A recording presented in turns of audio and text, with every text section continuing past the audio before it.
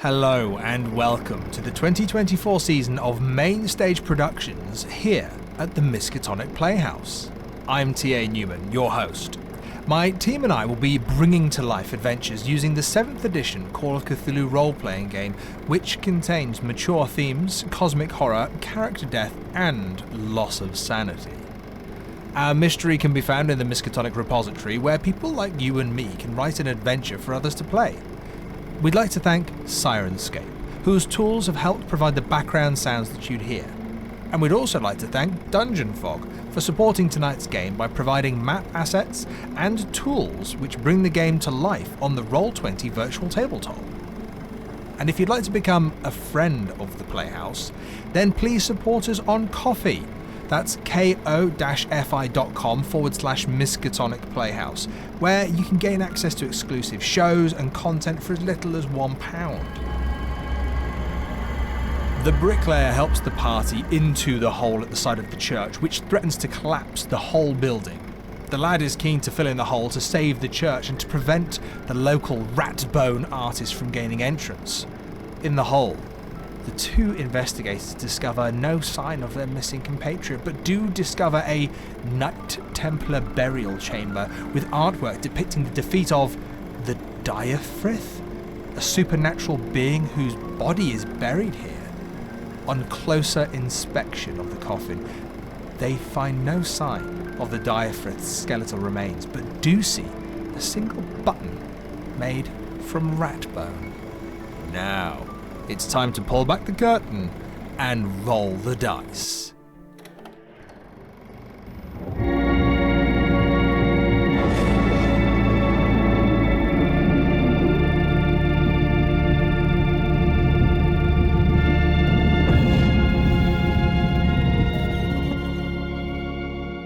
Here we rock and roll then. Steady. Hello. Welcome back, folks, to the Hammersmith Haunting. Act 5 of this fantastic tale by Cat Clay. You are joining us, and we're going to have some help from the Roll20 virtual tabletop. We have some Sirenscape sounds. Let's get that going. Have a bit of noise in the background whilst we do our little introduction. And, of course, we have some wonderful maps created via Dungeon Fog, which is very, very important to just lay you out, see where you are. Sometimes people like theatre of the mind. Sometimes you like to know where you're standing when rocks are falling. Not that I'm saying anything. Anyway, Hammersmith Haunting, let's meet our investigators, please. So, ladies first. Hi everybody, I'm Lydia and I'm playing Darian Sterling, a dilettante who kind of wants a pet rat now.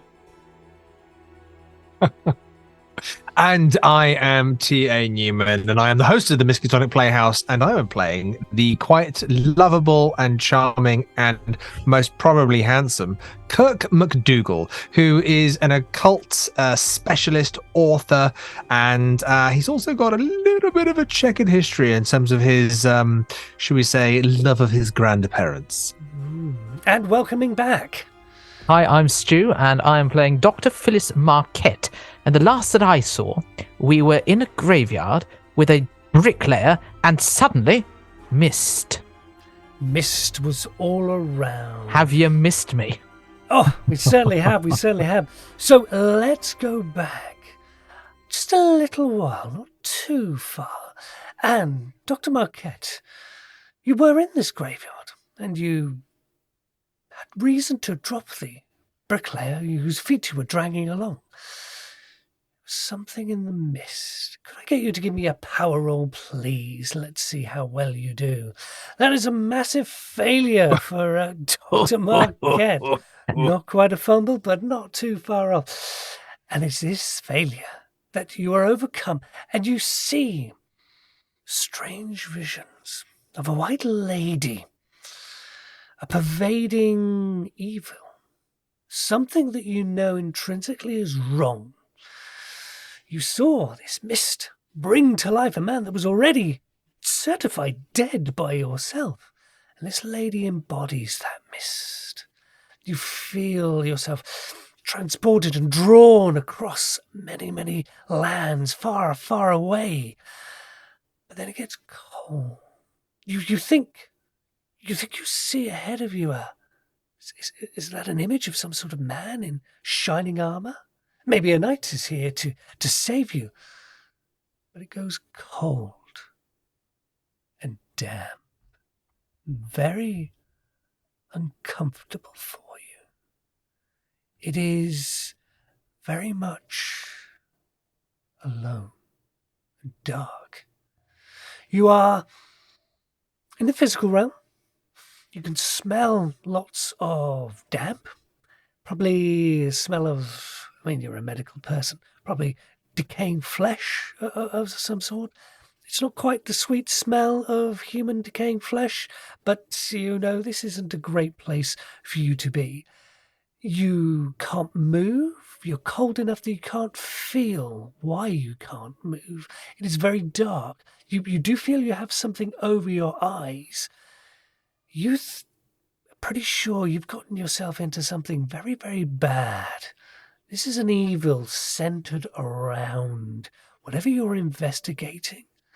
As you lie there motionless, trapped, your thoughts drift to your loved ones. What are you thinking about your people that you care about out there in the London boroughs that possibly could be overwhelmed by this mist? The cold, damp air reminds me of the graveyard by the city wall in Moorgate, where my husband lies. He's lain there for 15 years now. And the smell of death and the charnel pits and the paupers' graves around, it just brings it home. Dr. Phyllis Marquette has been quite alone. She very much is on her own. She's an individual. She works for herself. And frankly, the people that she works with, they're just people she works with. These people that I've been investigating Hammersmith with, well, they're just that. But that's the issue. When Charles left, there was the one person I thought would never betray me. He left. You can't trust anybody. And now this thing, it can't be supernatural. This person who was playing these tricks on us, this brought these memories back into my mind. This is not on at all. Not on at all. And that is the will that keeps you going. You will get through this. You will find a way out of, are you in a charnel pit? You don't think you're dead. You still feel your heart beating. You feel some breath as something is in your mouth. You can't exactly call out. Fear you have been kidnapped by whoever is behind this, purveying these tricks upon you. Clearly tricks. There's nothing supernatural about this at all. There's that niggling doubt. How did the dead reverend come back to life? Why did they grab you? Why did this man want to carry you away? What fate did a dead body coming back to life have in store for you?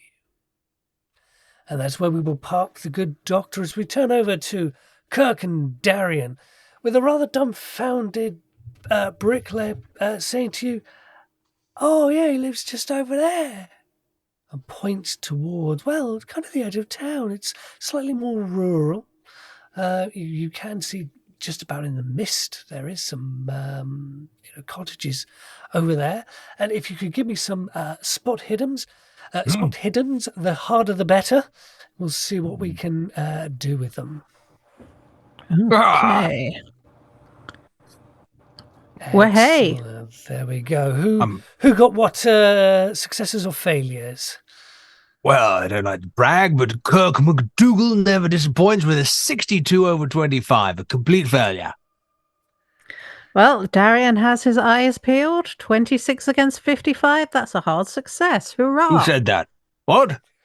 And Darian, as you scan this row of cottages indicated by the bricklayer, to this moment, everything just drifts in. There's one house that seems to be the focal point for this mist.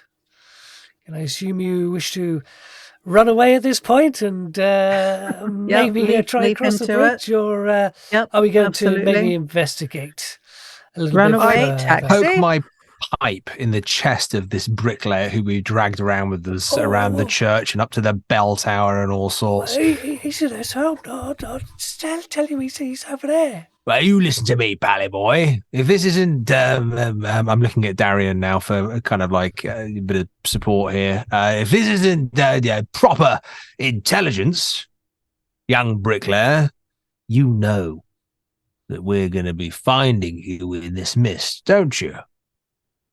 Use your eyes, man. Have a look. Don't you see the mist? Don't you see what it's doing? No? Look at the house. Look at the mist. It's Darian! Look, there's a house focusing. over there. I found a house. It's probably the house we're looking for. Yes, well done. The creepy old ratbone man. Well done. What I just said, sir. Yeah. Alfie slips. Quiet, you. You. Yes, sir. The mist. Yeah. Old man. The mist. Look at it. It's very good. like a focus of the house. You might say that we're being drawn there by preternatural influence, Darian, would you not? I think you might. I really do. Well, very good. As a team, we should go over there. You first. Yes. Well, Mr. Smith, what do you know of this this man? What was his name again? The rat man? Well, we call him Alfie Ratman, Alfie. but Alfie I think he's Ratman. Dunning or something like that. But he don't mean no harm. He's been around the block a bit. He's got an affinity for like making things out of little bones and that sort of stuff. He's not bad. He needs to pay his bill down the pub. Mr. Asok don't like him when he tries to like that old song goes. With credit, I can get custom like yours every day. I can't remember the song, but no, he's all right. But he'll just help himself. I don't want him doing himself a mischief, going in the rats after there. Because did I hear some rats? You made some friends in there. Yes, we did. Nothing to worry about. It's just a misunderstanding with the rats. He I think he's probably got a bit of an obsession, to be honest. But as long as he pays his bills and he's got his cottage and everything. Is it a coincidence? His name is Ratman. No, that's a nickname, sir. Right. Yeah, nickname. So, What I suppose I'm getting at, Mr. Smith, is how is he likely to take the appearance of two strangers on his doorstep on a night such as this with the mist? Are we likely to be greeted with the business end of a shotgun? He hasn't got any guns like that. I don't think he has. No. He's a nice fella. He likes money and booze. Who doesn't? Especially the booze. He's a good old London chap, and I'm sure if you like speak kindly to him, he'll speak kindly to you. But it's just sort of like you got to take into account what's that phrase? Exeter. He's a bit weird. Eccentric. That's the one, sir. Yes. Nothing wrong with eccentric people, Smithson. Right. Very fond of eccentric people, Mr. Smith. Well, yeah. But he's over there. But I mean, look at the state of this place. I don't think he's going to be coming around here. Well, look, if I don't fix this stuff up, it may collapse tonight. Do you mind if I get back to it?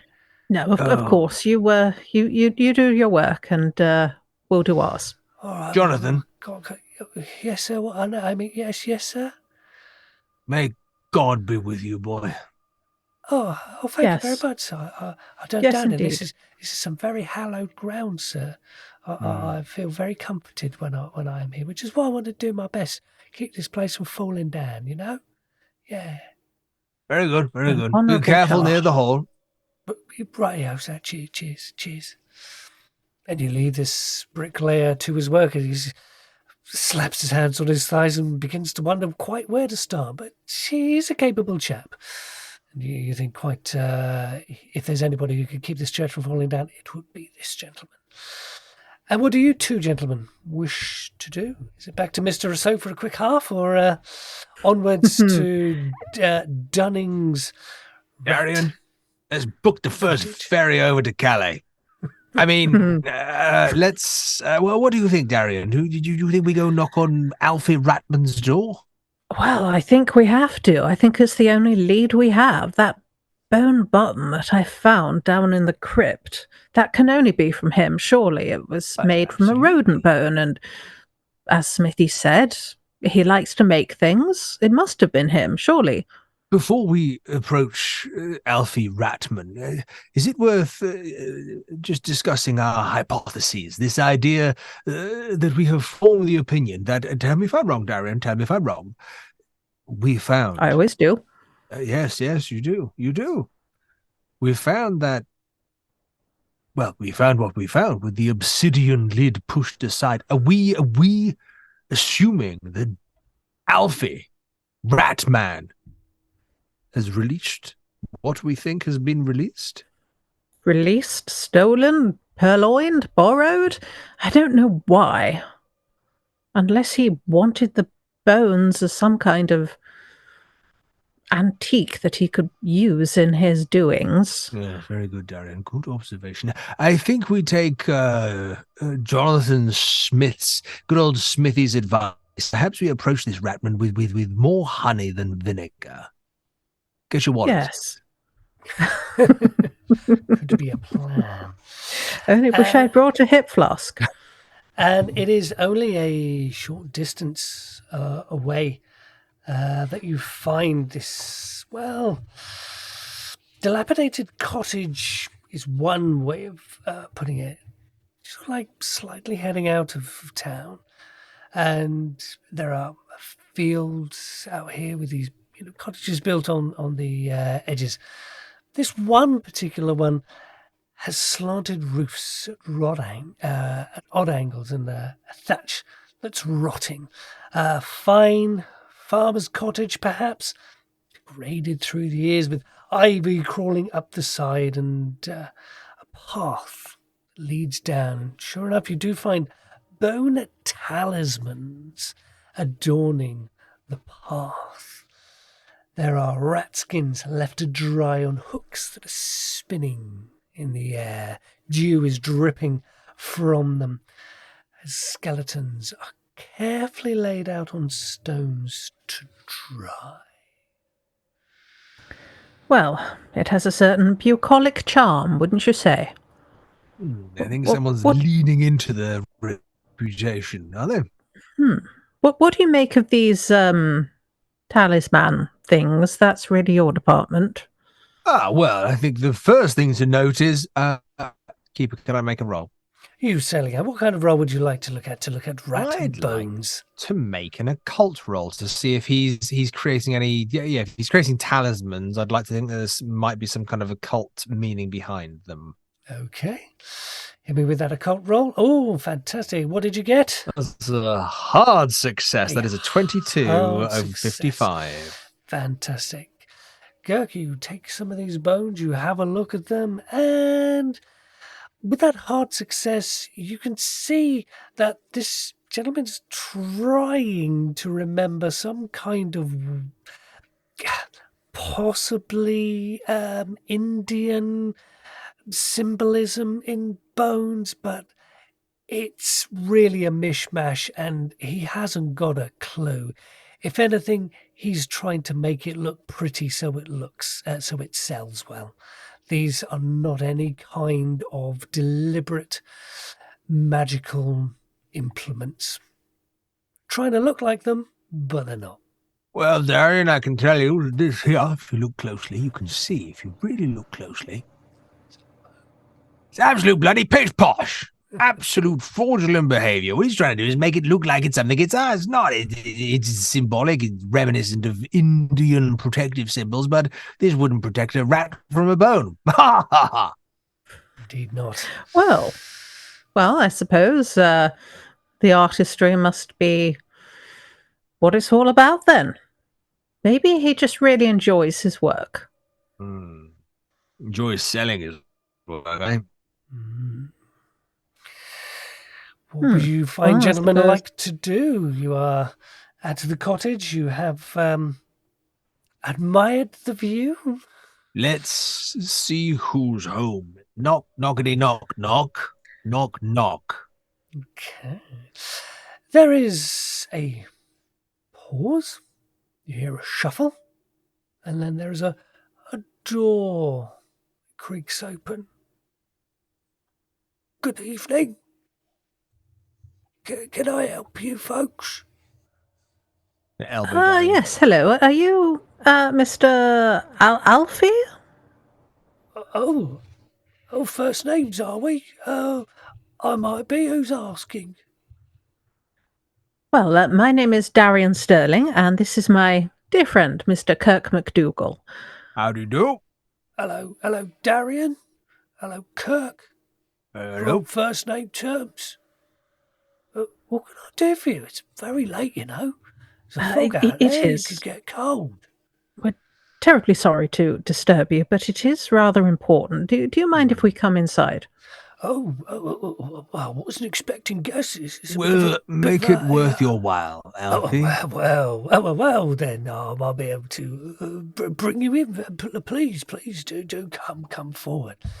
And let's jump over to the roll 20 as I move you across to a Dunning's place. Now, players need to go from there to there. There we go. So, can you see a Dunning's place on roll 20? Are you on the right page, investigators? Yes, indeed. Fantastic. So, yes, you enter this very dilapidated bedsit, and oh my goodness, what a fragrant, fresh smell there is in here. The map isn't joking when you see all those little brown piles. That's carcasses of rats. Ugh. Rats wall to wall. He is trying to make every single kind of jewelry. You think he's possibly trying to make some kind of waistcoat from rat bones. It is just very smelly, very damp. And I'm sure if there was a doctor or something, he'd probably say this isn't great for one's health. You wouldn't want to be staying too long in this area. But like I say, there's a wood stove just about keeping the place warm. There's a candle which lights the room. Bit of a sheet, bit of a bed, some bones. Well, as I said, it's not much, but it's mine. What do you want? Kind of a bit perplexed at why you're here. Darian, would you like to chat to the gentleman, or would you prefer that I do it? Oh. Well, let's start at the beginning, and you can fill in the gaps as we go. How about that? Well, Alfie, we understand Darian. you're a gentleman who likes bones. Used to be. I mean, it's like fish in the ocean. I'm able to catch as much as I want. I could sell it to whoever I want. And, well, you know, I don't make enough money to pay my taxes, but anything I can imagine I can make from bones of these wonderful things that have been put on this earth for us to use and take advantage of and get rich on. Yes, we've come across some of your handiwork. I believe this may be yours. And he holds up the bone button. Do you have any idea where we might have found this button, Alfie? How are we approaching this? Is this, and we found this, or is we found this? Is it kind of like pushing, charming? How are we sort of approaching? It's kind of, we know what you're up to, but we want you to tell us. He's being upper class at the guy. Insinuation roll. Insinuation. It begins with I. Is it an intimidate, would you say, if you're upper classness? Credit rating. Yeah, I think so. I think that's the only way that Darian can intimidate people is by being rich at them. He's too nice to actually be If this was a different game threatening system, properly. I'd be saying asking for a reputation roll, but it is a social roll rather than credit. So Yes, I think so. Well, no, as I say, a social roll rather than a credit roll. Okay, So what would you like to go for? I think, well, his credit rating is 70, so I kind of want to do that. We are on first name terms, but like I say, it is a social roll, please. Okay. Here we go. Oh, look at that. Extreme success. 8 against 70. Sadly, credit rating is not a social roll. Oh, is it not a social roll? Sorry. No. Okay. So would you like to charm, persuade, intimidate, or fast talk? Well, I think charm would be Darian's normal métier, but he hasn't been terribly charming in the conversation, has he? That's I why kind of say feel like it's I'd kind be of. What would you metagaming. like to say? So what would you like? Are you going to try a bit of an intimidation, or? Yeah, I think I started with intimidate, so Okay, that's I'll kind of give you how intimidation he's with a bonus approaching it. die because you did get a rather nice credit rating. Keeper, roll, could I so- argue that as this is happening, kind of watching this, I'm waiting to kind of watch the reaction and see the response? A little bit of psychology. Certainly can. Let's have the intimidate roll and see how it goes. Remember, bonus dice on this one. Okay, let's try. Now I've got 45 intimidate, which is 99 against 45, which actually, I believe, means that's a fumble. Fortunately for you, there is a bonus dice Bonus involved. die. So let's see Saved with by the bonus dice. Which turns it into a 45 against 14. 45. Very narrow. Saved by Roll20's dice bot. There we go. We spend luck on a bonus die. We can, can't we? Of course we can. You can. As I say, that's a 49 versus 45. Oh, 49 versus 45, yeah. So do you want to spend some luck to bring that down to a success for? I think so. We've got I've only got 25, but yeah, it's worth it at this point, isn't it? Yeah, okay. Okay, let's have that psychology roll. See what you can get for that. Ooh, excellent. What did you get? 7 versus a 60, so that is a success. Ideal. He kind of drops his shoulders. It's almost as though, Kirk, you figure he knows that the game is up. Darian, he looks at you and goes, "You know, don't you? You know." And he looks at you, Kirk. "Oh, you know, sir. You know why we're here. You know that she is almighty and powerful, and there's nothing we can do to stand in her way. She is here to bring order that she was supposed to have brought so many years ago. We need to bow down and worship the marvelous queen. I just went looking for the rats, and she was there. She was calling to me. She was there. Yes, she was. And the ground had opened for me. I just snuck in. Well, he looks around. Do you want to see her?" Yes, Alfie. Yes, we do. Kirk, give me a power roll. Let's see if you can actually Bugger, mean Alfie. I that. thought we were friends.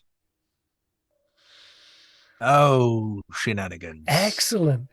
Kirk, what is your power roll at this stage in the game? It's a 97 over 40. Some might call that a fumble. They'd be very ungenerous people to call that a fumble. I'd call it a fumble. You buggers, I say. There we go. I have to listen to the players. I am merely the keeper. Kirk, you very, very much want to see her. This is quite literally the woman of your dreams. This is what you have been waiting for. This has been leading you here. Alfie is your friend. Can I take him in an embrace? Can I like hug You and just certainly whisper in his ear can. and say, "Alfie, old boy, old friend, dear rat catcher, bone maker extraordinaire, I need to see her. Where is she?" Follow me. And Alfie pulls back a rug and shows you, if you take a quick peek at roll 20, a trapdoor in the corner. He opens, and there is a set of stairs. Well, stairs is a broad term. A ladder. Heading down, he goes, "After you." Right. I do. I just go straight down there. No Boom. preparing, no anything. Just if I've got this intense burning desire to see her, then that's what I do. Fantastic. Darian. Not going to fall down the ladder this time, Newman. Can't promise anything. What's your action, Darian?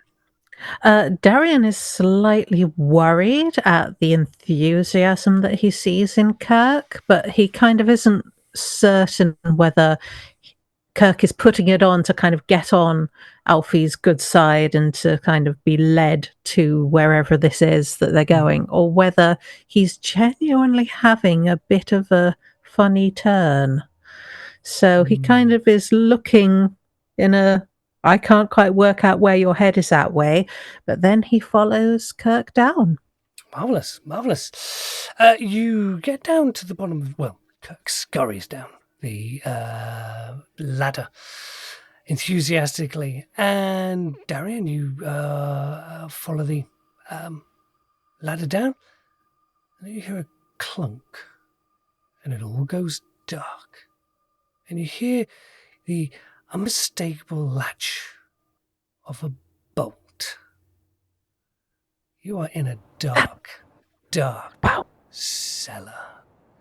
Phyllis, you feel a presence in your location. You want to give me a spot hidden roll? Remember, folks, spot hidden isn't always about using your eyes. Listen is definitely for your ears, but spot hidden is everything else and above. So, Phyllis, what is your spot hidden? A 35 over 25. I think It's- confounded by the darkness. It's not great. Was this all of us making a spot hidden roll? I shall come to your spot hidden in just a second. It's not great. There is certainly a familiar. Can I push smell. the roll, please? Oh, please do. Yes, let's I see if think- we can. I think Phyllis will call out. I know you're there. Well, Confound you. Identify yourself and see whether that gives any indication. If Phyllis would like to put 3 fingers in her mouth and do that again, we might get somewhere. Yeah. Confound you. I wish you. Kirk, Darian. See what happens. There's a strange noise. Maybe it's a creature in the corner. Maybe it's more rat. Maybe it's a mist monster. It doesn't sound very, very human at all. And, well, Kirk, there's something out there. Best strike. But now, before it attacks you. Yes, best strike. Please, could you give me a fighting brawl roll with whatever weapon you may have to hand? Well, I imagine in the insanity of what's going on here, I'm not quite prepared to kill, but I want to at least get a sense of what's there. So I'm using my cane, my walking stick, to just bash at whatever's there. Great. Give me a fighting brawl and see what you can hit. Nothing, apparently. Phyllis, there is a swipe next to your ear. It nearly connects, but I want you to lose 1 sanity point as you are helpless and there is something swishing in this air. What is going on here? Darian, Kirk, let's have some spot hiddens for you. I see, Darian, you made a spot hidden. How did you get on? Not very well. 59 against 55. So also the dark is confounding him. Kirk, as you move closer, what is your spot hidden? Crafty old fox, Kirk. McDougal never fails. 25 out of 25. Fantastic. That is a success.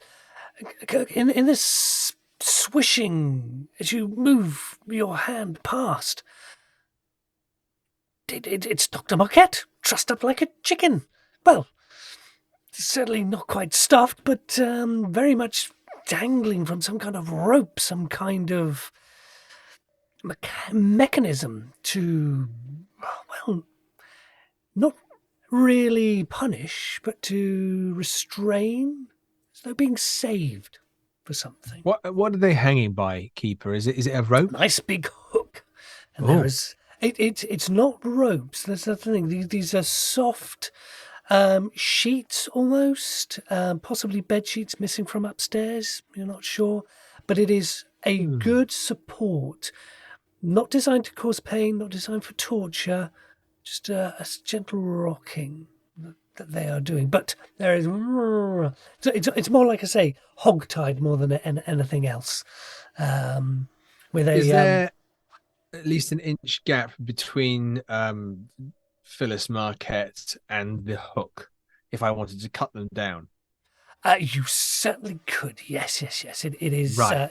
Take a little bit of sawing, one would assume, but like I say, it's a bit of a drop. Can I offer you in my frantic state that I smack my stick down, I look up and I go, "Oh my God, it's Dr. Marquette, where the bloody hell have you been? Get down here right now." And then I'm going to separate my cane, removing the blade. And as I do, I'm just going to swipe just below the hook and see if in one fell swoop I can cut the doctor down from their hanging hook. Because to Kirk, this is how you get someone down from a dangerous torture device. Absolutely. Let's have a fighting brawl just in case there's a fumble in there. Just so you know, Stu, this is not going to go well. Even though he has these things, he's not good at these things. Can I spend luck on Newman's roll? Oh, fantastic. this is success. 29 over 35. You're as though you are one of those Penny Dreadful adventurers or something. Swipe. You slash the ropes. Dr. Marquette, there is a certain degree of alarm as you plunge down to the ground, taking a point of damage as you ribs and chest and a bit of a smack on your head. Give me a luck roll, please, to see if you swallow your tongue. That is an 88 over 32, so there's definitely a biting down on the tongue. Catch your tongue, Doctor. What's going on? What fantastic. Devil you McDougal, careful what you're doing with your board. Oh, Darian, this package appears to be Dr. Marquette. Dr. Marquette, where have you been? Are you all right? Oh, let me help you up. Are you all right? Is there? Do you hurt anywhere? I hurt on my bruised rib after the damned occultist decided to. Mr. McDougal, have you ever heard of gently letting somebody down? Oh, yes. Standard moving and handling procedure. Terrible idea, physically and emotionally. Where are we? I still can't see anything. It is incredibly dark in here. A cellar of some kind. We came down a ladder almost. Who's creepy old ratbone man? Ratbone man? But Dr. Marquette, before we care and share and we catch each other up, we need to get our bearings, and we're looking for someone. The queen is down here. We need to find her. We stretch out to the walls. There might be a way out. Darian, I don't know if you want to go back up the ladder and see if we can get back up there. I heard the bolt, but at the same time, we can't stay in the bloody darkness. But Marquette, is there a way out? You've been down here. You must have taken note. Darian, is Mr. McDougal quite well? The Queen is down here. Her Majesty Queen Victoria is down here. Well, what is he raving about? No, Her Majesty Queen Victoria is probably having a lovely time somewhere in Osborne House right now. She's probably down at the seaside on the Isle of Wight. But yes, what do you mean the Queen? Sorry, no, Keeper, am I in a state of mind to hide my recent obsession, or am I just kind of would I be much more open about it? You, in your subconscious, you're certainly not trying to hide anything. You know, you are, Alfred is your friend. He said the Queen is down here. And he's also said to Darian the Queen is down here. So I don't think there's any kind of a falsehood you're saying at the moment. You are acting on information told to you by a good friend. Not the Queen, the real Queen, the Queen, not the Queen of England. You fool! We're talking about the Queen, and Alfred said that she was down here. I'm not sure I like you referring to her as the Queen, Kirk. I'm going to go straight over to one of the walls as Darian says that, and I'm kind of walking out and trying to feel my way around. Okay, Kirk. Please, could I have a spot hidden, I think. Oh. Aha! Excellent. This is definitely Kirk's session. 14 over 25. Certainly is. Kirk, you bump into... Pretty sure there's something in the dead center of this room. Give me a luck roll, please. Oh, bugger. A 52 under 57. Kirk Excellent. McDougal is the man. He's doing it at the moment. As you bump into this plinth or something, your hand brushes against something, and your eyes are unveiled. You see a light in this room. If you were possibly 100 or so years ahead, you might think of it as night vision. A green glow, a magical glow is over this room. You can see there are 4 walls. You can see the 2 in the corner. You can see the ladder leading up. You can see a magnificent skeleton there in the middle. This is the Queen that you've been wanting to discover. You can write books about this. You can research all sorts of things about this. But then your little obsession comes in. Something wrong here. It's in the wrong place. This isn't right. Dunning shouldn't have moved her. He's a good chap. He's not really getting the picture. That's why you've been drawn here. You need to get her home. You need to take her back.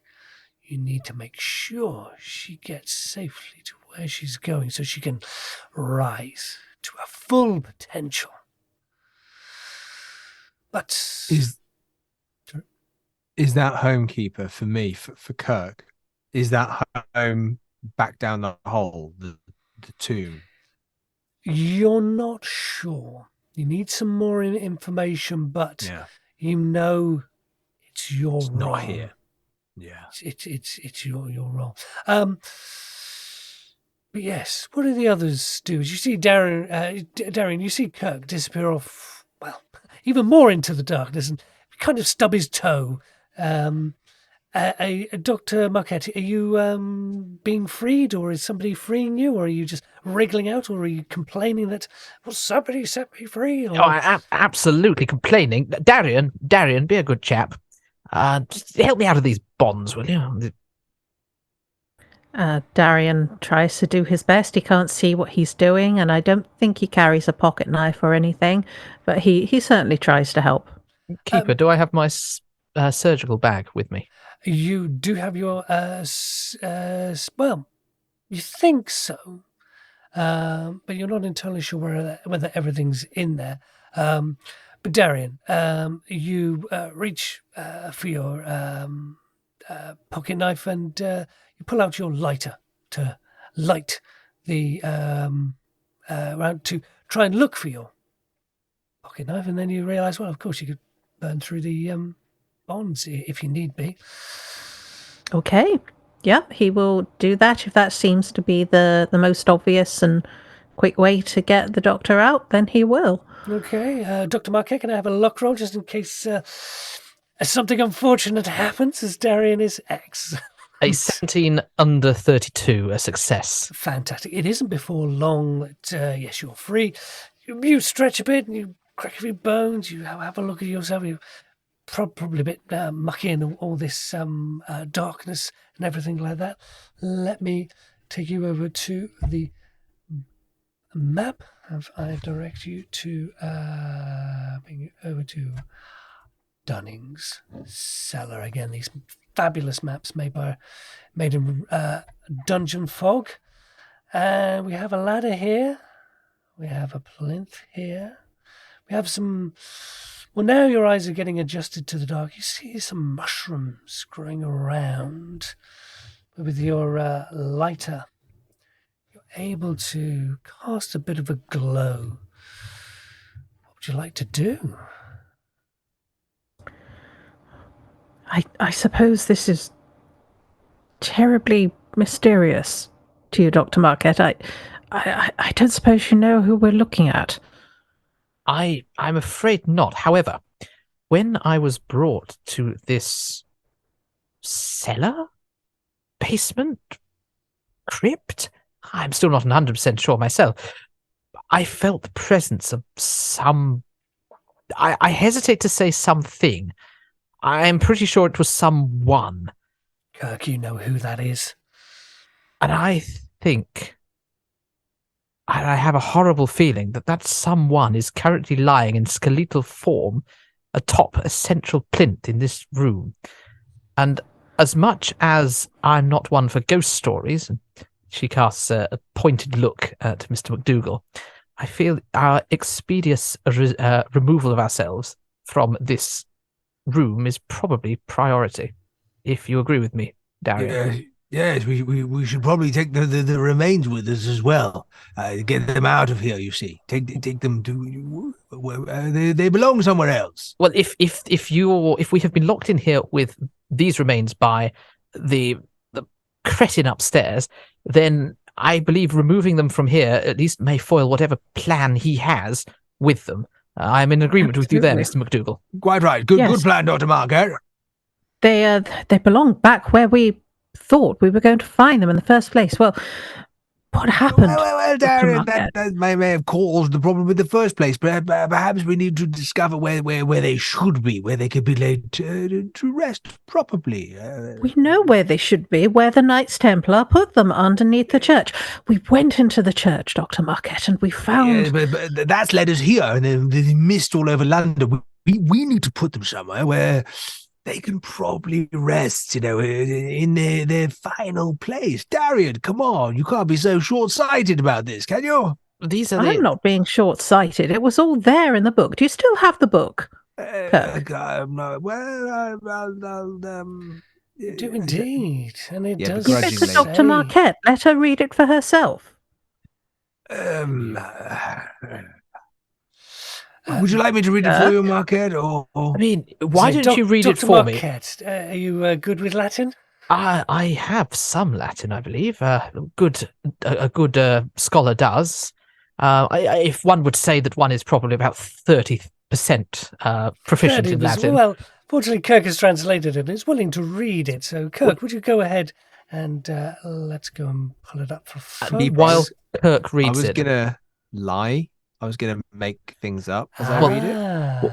While Kirk is reading, I'd like to investigate and examine the body, see whether I can determine an age for the skeleton, maybe the age of death, how old the bones may be. Excellent. Okay, well, Kirk, if you want to go ahead and give Dr. Marquette your précis of this Latin text, and Dr. Marquette, if you want to give me your medicine roll to see what we can find out about this body. I write these words as a guidance to all what may take place 30 years ago when I was a young man. A group of despicable knights was tasked with confronting a queen who lurked in these forests surrounding Esztergom in St. Stephen's holy principality of Hungary. I don't know if Darian is going to clock that I'm changing words like evil to queen and despicable to honorable or vice versa. But that is the intention with this speech. The woman who lived in the forest was constantly shrouded in love. None dared to question this love until one day some local bill-swilling son of a local lord wandered off of a hunting trip, killing animals left, right, and center. And quite rightly, he was never seen alive again. We tracked this path through the forest and uncovered his body, probably dead of natural causes. The eyes were white as snow. The trail they'd been following led towards a hidden castle, beautiful, incredibly looked after. But it wasn't on any maps to protect the innocent, you see, Doctor. The knight goes on to say, I have faced hardened warriors on the battlefields of the Crusades, but none have borne the face of beauty and innocence like that woman who sat upon the throne that we called the Castle of Mist.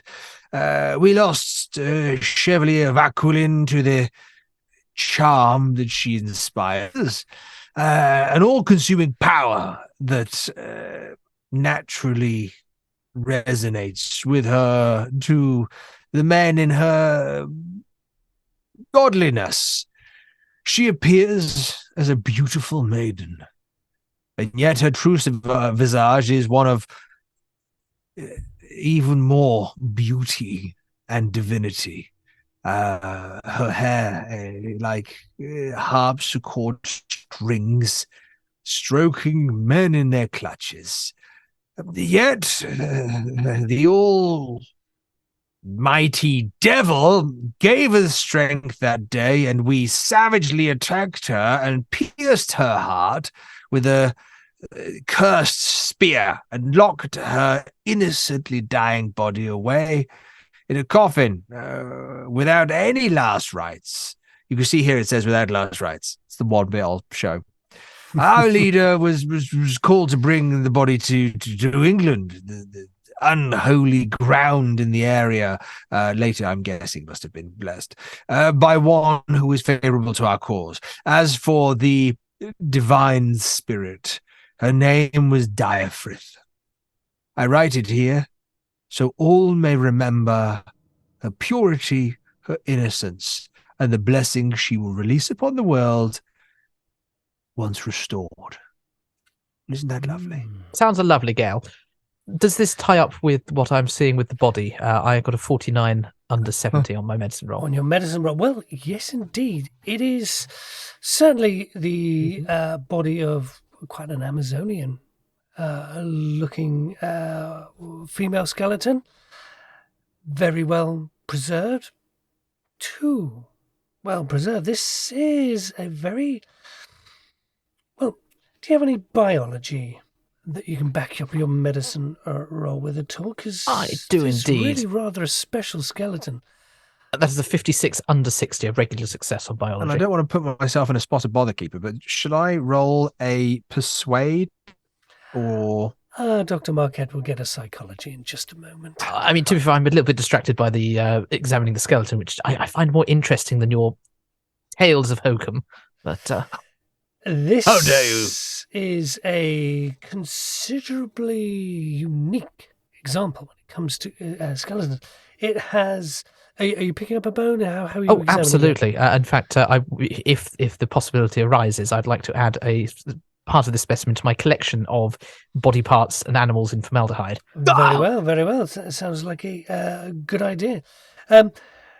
Your initial glance is that there is a sheen to this.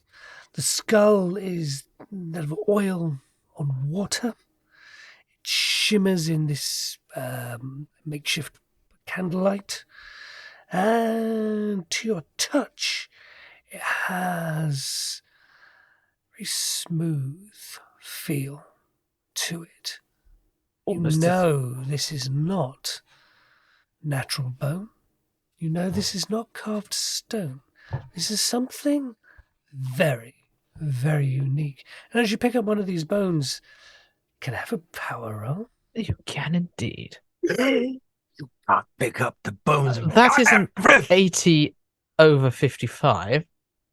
However, I can spend some luck to make that a success if it's... Don't think it's going to help you, I'm afraid. That is fine. One of us. A vision of a beautiful figure suddenly appears in your vision like a flash.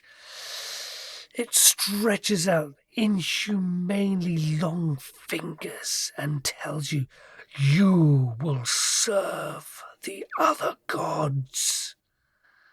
A voice that doesn't really match her youthful visage. You feel yourself trembling, and then you drop to your knees and feel her presence. Give me another power roll, or are we going to carry on bowing and scraping? I think I want to try and avoid bowing and scraping if I Let's see can. what we can do. That is a hard success. Yeah, a 21 versus 55. You and I drop can spend... the bone and stand up. Oh, goodness me. Good heavens, good lord. That was very, very odd. Maybe this has been laced with some kind of... Give me a sand roll. Let's see if we can crack the doctor. Let's see if we can break her science. A 70 versus 51. That is a failure. Dr. Marquette, you've tried. The science is not backing this up. This is supernatural. I'll have a sanity point, please. It is really disturbing. You are having what could only be deemed as magical visions of unbelievable elements in this bone, of something that is coming, some great evil, wanting you to serve gods other than the one god that you serve. What do you make of that? This is impossible. No, but no science. And she's going through in her head. Could it be some sort of psychedelic compound on the bones? No, that wouldn't have such a drastic respect. Could it be this? Could it be that? Could it be the fungus in the room? No, that fungus is not a psychedelic. Could it be this? And it's just ticking all of those boxes, removing all the options until once you have removed the impossible. Only no, I can't even get the quote right because I'm so shaken by this revelation that maybe Mr. McDougal has a point, and this is Dr. Marquette realizing that she might be wrong. A completely alien concept to her, even more alien than the supernatural. Very, very peculiar.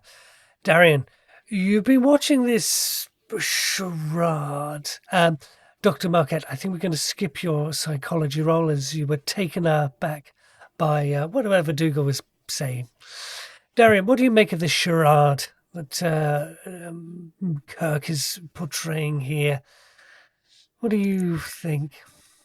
He is getting ever more worried. There's something very, very wrong with Kirk. This talking about this evil Diaphragm like she's some beautiful, innocent damsel and these evil knights wanted to kill her. What is wrong with you, man? That's not what it said. You know that's not what it said. History is, as we know, written by the victors. That doesn't mean that it's right or accurate. It's subjective, Darian. We can't be so blindsided. We're not horses with our blinkers on. Why would you want to take that chance? We've seen what she does. We've seen this mist. We have to put her back where the Knights Templar put her in the first place. The church was built to contain her, man. We've seen this mist, and that's all we've seen. Our god, the god that everybody else swears down to. Rivers of blood. locusts, firstborn dying, and you think that a bit of mist is enough to lock someone up? If there's somebody we should be locking up, maybe it isn't this god, maybe it isn't this queen, maybe it's somebody else. Maybe we need to declare war on somebody else. I think, Darian, you are short-sighted and short-minded, and I think that unless I see a bit of a change of attitude in helping us get these wonderfully regal bones to where they should be, then perhaps a different conversation is to happen, Darian. And I think you're talking like a madman. Don't you remember what we saw in the room above the pub? Don't you remember we saw that corpse attack Dr. Marquette? Dr. Marquette, you hear these two having some kind of squabble. Maybe you can be the balancing factor in this. This is a unburied skeleton of great power and some supernatural material. Maybe there are some things that man should not know. Maybe there are some things that should be left alone. As much as it goes against all of my teaching, I feel the safest thing to do would be to remove this body and return it from whence it came. At least take it out of this crypt. If the man upstairs saw fit to kidnap me, to lock us down here with the body, he wants us with the body. If we leave, then at least we're not trapped in here with it. I feel our best course of action before we do anything is to escape from this room. Right. Common sense dictates that we cannot achieve anything. We cannot destroy the skeleton. We cannot return it to from whence it came if we are not out of the room. No, just promise me Sanity, nobody is to touch the body. No. Dr. Marquette, we're half there. Yes, we should leave Alfie upstairs. For all we know, he could be a prophet. And think about the prophets of Jesus Christ and how they sounded in Roman times. Speaking of Jesus Christ, did he not come back to life like the priest did? Oh, no, not at all like the priest did. And speaking of profit, maybe that's what all this is about. Well, what substance is that? How much does it? What sort of price does it fetch on the black markets of London? No.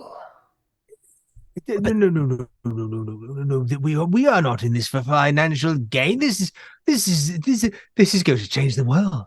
Of course, you're of course in it for financial gain. There's another book in here for you, Mr. McDougal. Oh, this isn't about a book unless we're writing a new Bible, Dr. Marquette. This is about something much bigger than that. This is about Diaphragm.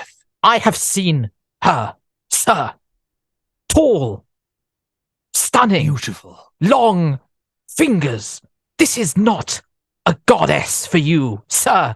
This is an abomination against science and against nature, and I will have no part in it, sir.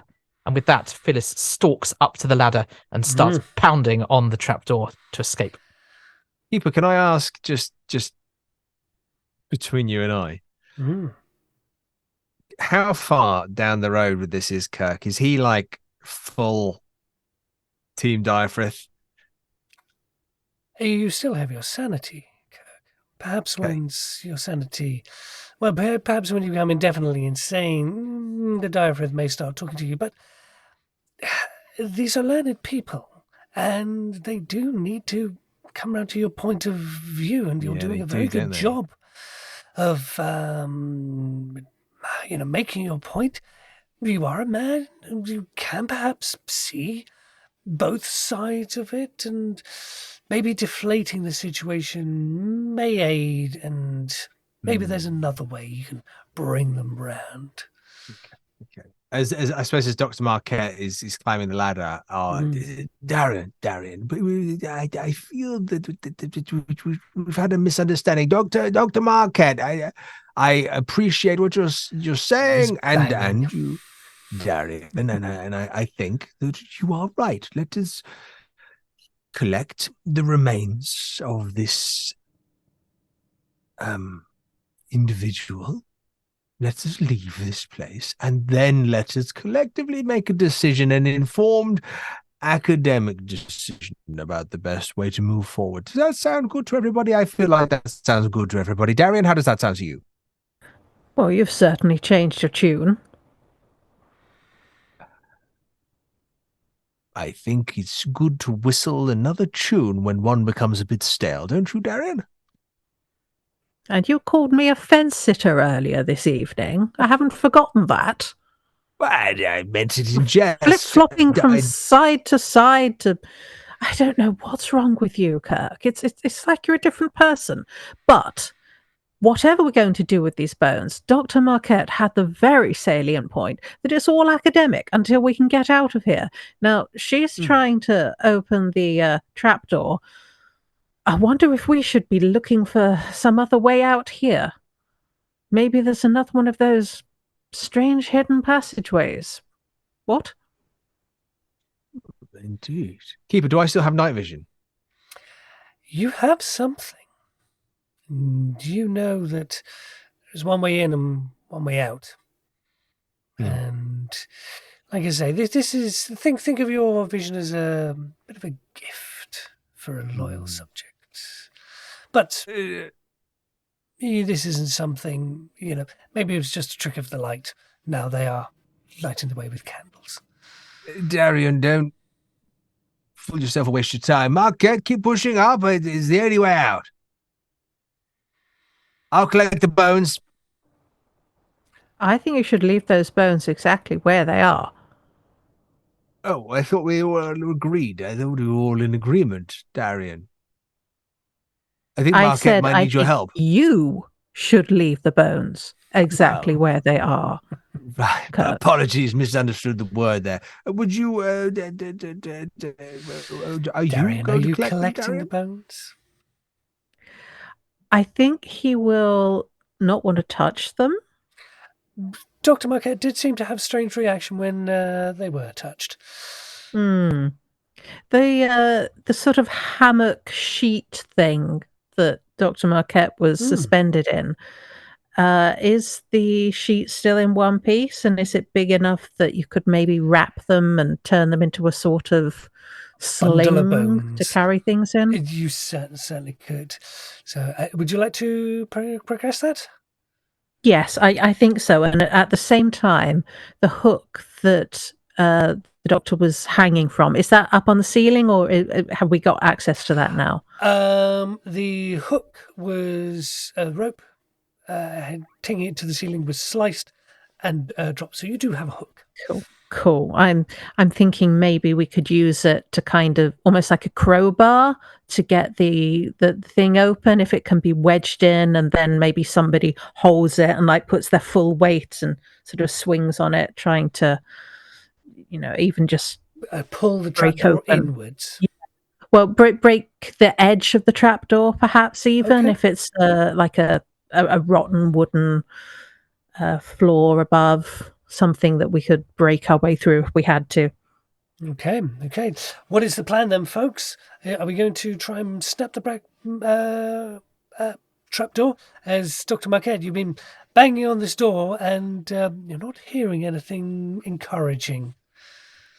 I think a new tack, if Darian has voiced the thoughts on the hook out loud.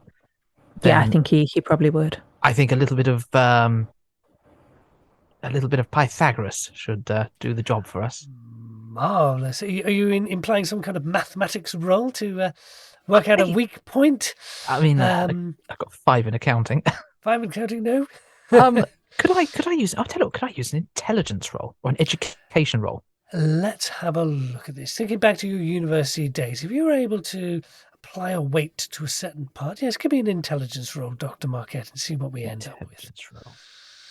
So, not that one wants to trump one's own trumpet, but one has a 2 out of 65, an extreme success on one's intelligence. Extreme success on your intelligence. Darian, this is something Dr. Marquette has done, possibly in some kind of university jeep, where it meant hoisting something in the right direction to apply a particular force at a particular angle of a certain talk. If you would like to give me a strength roll, we'll see if the ropes have been applied correctly. And in her extreme intelligence roll, she also remembers that it was Archimedes and not Pythagoras who talked about levers. Give me a lever long enough and a place to stand, and I shall move. I was going to correct you, but I didn't want to embarrass you in front of everybody. Strength roll. And actually, it's not their forte, but a 41 under 45 will do very nicely. Thank you very much. And Darian, if you could give me a strength roll as well, let's see if we can hoik this trapdoor off. Darian's got 60 strength. I think he boxes quite a bit. He's fairly well built. 48 Excellent. against 60, yes. There is a clatter of wood, and you scramble up quickly to the very top of this ladder. Fortunately, you are met with one Alfred Dunning standing there. Dr. Marquette, please describe what weapons you were carrying at the time of your kidnapping. Well, I have a broken pistol, which I think I dropped, and I currently have a bone saw and a scalpel in my bag, which I imagine I probably would have grabbed the bag. The bone saw and scalpel are now being held by Mr. Dunning in a very menacing sort of way, and he's pretty much... He's able to strike, and I don't think he'll be able to defend as you come up. He has you in an awkward position. So what would you like to say to this gentleman? He seems very, very wide-eyed and slightly manic. Excuse me, sir. I don't believe we've had the pleasure of meeting. Oh, I know who you are. She said to take you down there.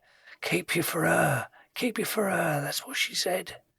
Well, I have to say your hospitality has been somewhat lacking, but I do appreciate your reuniting with my friends.